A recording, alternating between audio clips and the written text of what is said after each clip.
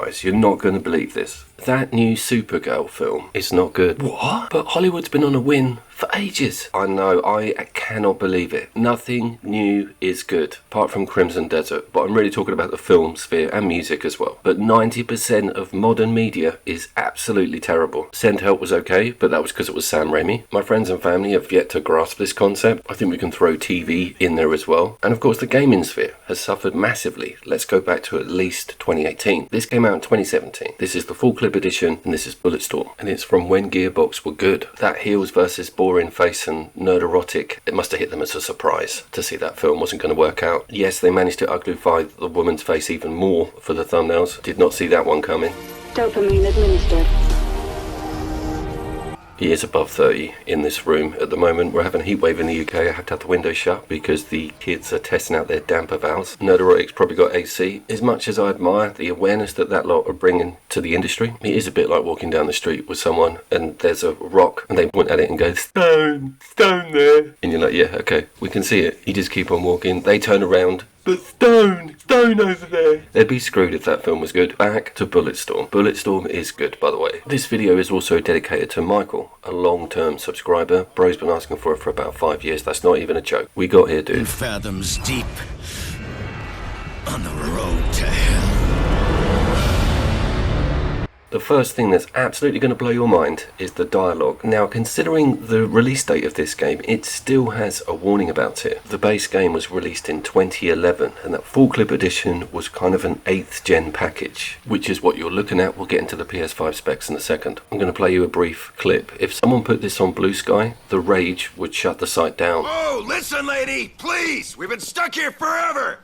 Help us get an evac off-world! Yeah? Go fuck yourself! You shitpiles give chase, I will kill your dicks! What? What does that even mean? You're gonna kill my dick? Well, I'll kill your dick! How about that, huh? Speaking of dick-killing parties. Bros, it is unreal. It is so refreshing. It's absolutely hilarious. They 1000%, especially at Gearbox, don't make games like this anymore. In actual fact, they probably play this, don't they? In their inclusion meeting for new starters, Randy Pitchford's like, this is what we don't want anymore. Beautiful Minority Report homage here. The intro is just off the hook. They have this hostage that they kick out into the airlock, and he's got a grenade on him, and he detonates it. Completely should have died from the vacuum, but he manages to send a ship crashing into a planet. You also play as a drunk, and some of the exchanges between your teammates, again, absolutely hilarious stuff. On my mark. 3, 2, 1. Let's talk about what we've got on the PS5. Brace yourselves for this one, guys. It's an upscaled 4K and it's 60 goddamn frames per second. Nothing new is good. Stone over there. Yeah, I know. What else is new? Wait, you hear that? Loud goddamn banging? You're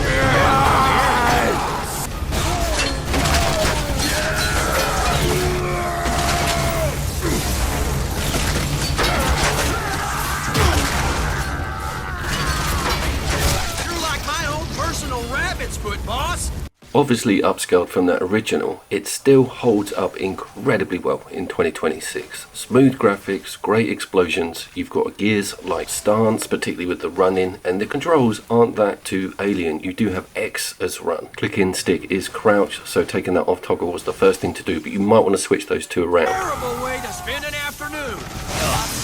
Come on, keep moving.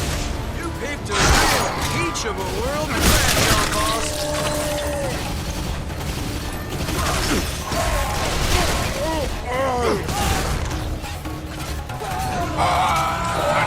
You also got an awesome slide, which I kept forgetting to do. Double tap on X. It's got an unlimited range on it, and it's very Vanquish-like. The art style in itself is quite Gears of War. The game's very chunky. It is about the big boot kicking the enemy. That is even part of the cover art. And I remember this game being advertised, pushed out. It may have even got a TV spot. It was quite high budget with the marketing on launch. Toronto's new squad. That clown?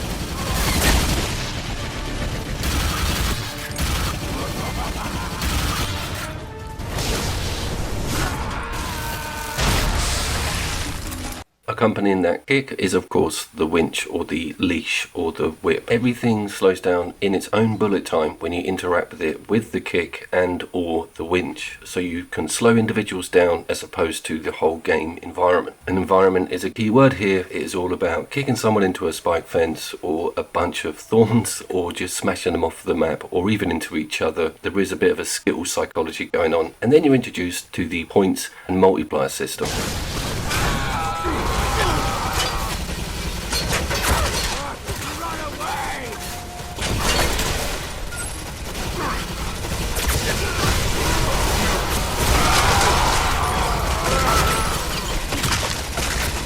There is nothing quite like it out there. It is a million miles from Borderlands. As mentioned, it has quite a lot more in common with something like Vanquish or Gears of War. That would only really be on the visual front though. There isn't an allocated cover system however, but there are more than enough objects to get behind.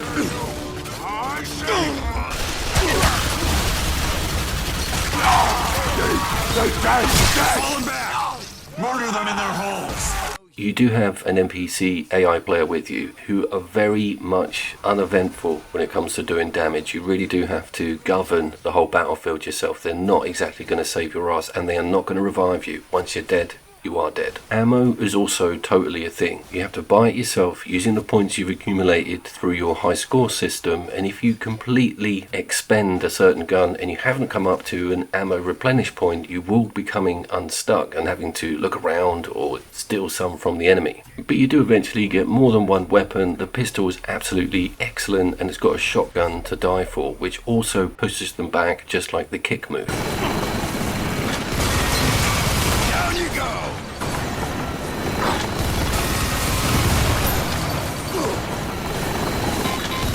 Down like a lead zeppelin! Scenery and set pieces are obviously a massive thing, and the game likes to switch out some very mild puzzles on using that lead and of course the kick to open doors, but at no point does it make you take a key to a switch or backtrack. It shoves you down some incredibly cool themed levels. You don't have a mini-map, you're not worrying about any loot on the ground unless it's ammo. You are totally liberated to concentrate on queuing up loads of kills and using the environments and your specials to cause maximum damage and carnage. There is a throat shot move where guys will clasp their necks and actually bleed to death. Please don't demonetize this video. Great, where did this giant dick come from? The lead mechanic can be used to pluck off pieces of armor when you get to some mid-tier bosses, and they also incorporate it into some of the end set pieces. All of it can be upgraded as well, giving you an ability to do an AoE effect and slow everyone down within an area. Things get very interesting when you start amping up the guns and when you find that sniper rifle. We'll get to it.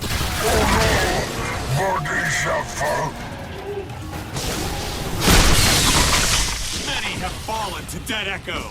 Is there anything that hasn't aged well with it? Well, for me, not really. I enjoy this stripped down model, i.e. you're not worrying about ranking everything up or massive multiplayer notifications, randoms trying to get into a lobby. It's a story focused, hardcore first person shooter. And if this was released like AA today, I wouldn't question these graphics at all. I think they're fantastic. I cannot believe how well they've held up. I think I had this with Serious Sam as well, and Duke Nukem to a certain extent. I cannot stress to you how much I miss the wisecracking alpha straight male in video games. They are freaking gone now, and there is one recommendation I'd love you guys to go and look at. You probably have already, but Atomic Heart, that main protagonist, is almost on par with this coolness. That's kind of the only one off the top of my head. I will take any comments on who else I've missed. Not you, Jason Schreier. Cliff from Crimson Desert. I knew you'd say that.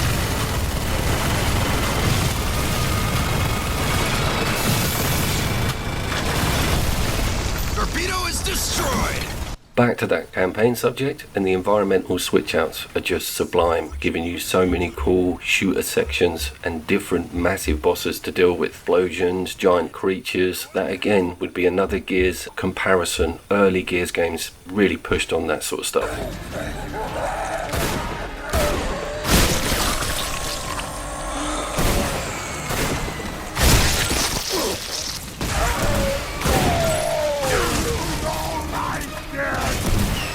underneath all of this flash, it's still quite a good thoroughbred first-person shooter. You can still get headshots, you get major points for those, but with these added twists to the slowdown on damaging people, chaining everything up and using all those cool guns, listening to the great one-liners. As said before, Bulletstorm is kind of a very individual game, and I'm very surprised that there wasn't much on the sequel front. Gearbox clearly wanted to wash their hands of it, and if the publisher wants to do that, then people can fly. The developers didn't have much of a say. I think we got quite lucky with this full clip edition, to be honest. Gotta be some big ones down yonder. You're about to see for yourself. We're too heavy. This vulture's going down. Ah, don't tell me that shit! I did forget to mention, on that opening screen is my gaming tag at the start of the video, up in the top right. It's a defunct account, but when I was playing that Just Cause 3, if you want to send me a request, it would be great to have loads of people in the challenges on that ranked system. And I remember with this, it came with more than just the campaign. I haven't looked into any of that yet, but there may be some time to do it. There is that Echoes content, which I didn't get to, and of course there's full-blown multiplayer. If you tried any of that, I would love to hear back from you, because the slowdown system would totally work with people online. This is not like a full in-game bullet time mode.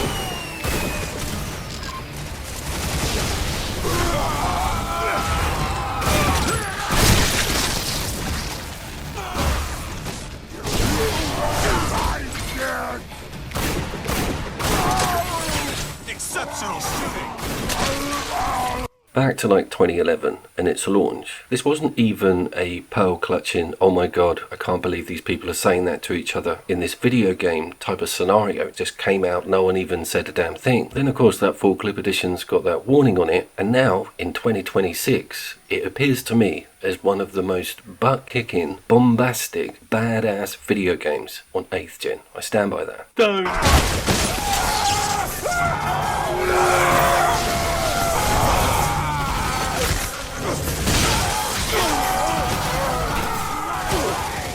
Talking of Gearbox and bombastic, I do still love Borderlands 1, 2 and potentially 3 in places. Borderlands 2 has got some of the greatest DLC on the planet, full stop. We've got some of that sniper footage coming up here. Sniper Elite came out in 2005, so I cannot in that on them stealing this mechanic, but it is so damn cool. I think you used to be able to do it with the bow and arrow in Odyssey on AC. Upper platform.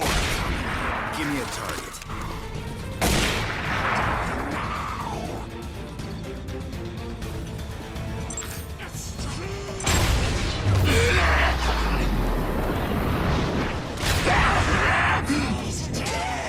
I've just noticed that this game's on 90% discount on Steam. That might well help with the old SEO. Let's be honest, I need all the help I can get. They're not going to invite me onto Friday Night Heights in any hurry. If you've got this physical, I would keep hold of it. It's a bit of a time capsule now. And of course, I'm looking at Darksiders again, particularly Darksiders 3, Gunfire Games, Remnant from the Ashes. It all kind of makes sense. My name was of course Couch Coop, and I look forward to seeing you down there. Creepy bastards like to hide. Watch out, these fuckers are fast and crafty.